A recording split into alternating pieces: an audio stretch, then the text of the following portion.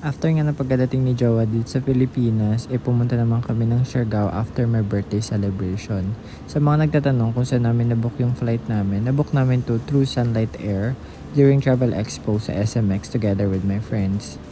But sadly, magkakahiwalay kami ng flight since most of the flights are fully booked during that time.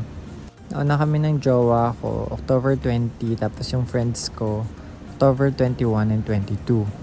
Maaga kami dumating dito sa Terminal 2, kaya nag-wait kami ng mga 30 minutes siguro.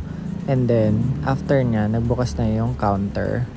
And nag-check-in na kami. After namin mag-check-in ng luggage namin, is dumiretso na kami through security, papunta dun sa boarding gate. But apparently, something happened during security check. Nakalimutan ko i-remove yung over 100 ml na lubricant sa akin hand carry. So, si Jowa to the rescue during that time and he said, siya na mag-handle. Since it's my hand carry, ako na yung nakipag-usap dun sa security and inalaw naman na ako ng security. It's just that, sabi ko sa kanya na hindi na mauulit since nakalimutan ko lang talaga na ilagay siya sa check-in luggage namin. Then, dumiretso na lang ako sa upuan since hiyang-hiya talaga ako sa nangyari sa akin na parang kakainin ng lupa. So while waiting bago mag-board, naupo muna kami dun sa boarding gate and then we look for a coffee since it's too early for our flight.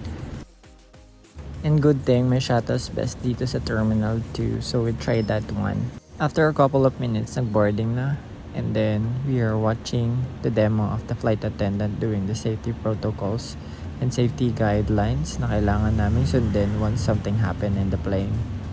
Pero until now, hindi pa rin talaga ako makaget over sa nangyari kanina. I even telling my boyfriend na super nakakahiya nung ginawa ko. Sabi ko sa kanya, sana mahal niya pa rin ako kahit nangyari yung ganung bagay. After 2 hours of flight, nakarating na kami sa Siargao Airport.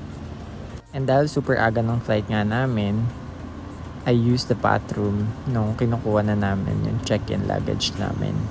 Sobrang liit lang talaga nitong Siargao Airport kaya hindi kayo maliligaw. And then after that, binayaran lang kaming environmental fees, which is fine kasi nga para ma-maintain din natin yung ganda ng isla. Kinonta ko na yung driver namin sa van na nabook din namin beforehand as well para pick upin na rin kami dun sa airport. And sabi naman nila, nasa airport na sila, we just have to look for the signage ng pangalan namin para alam namin na sila yung binook namin. Na kami nag-antay ng matagal since madaming van na available, hindi na pinupuno yung mga van and 6 lang kami na pasahero ng van papunta dun sa aming hotels. Nakakatawa kasi approachable ng mga tao dito sa Siargao. May mga kaibigan ka na agad sa airport pa lang. Ito nga pala yung view ng Siargao pero hindi pa ito yung pinaka-busy area nila which is sa General Luna. So dumating na kami ng hotel around 8 AM pero 12 pa yung check-in namin so we decided to roam around the area. Pumunta kami ng General Luna tsaka sa Cloud9 para kumain. Like for part 2.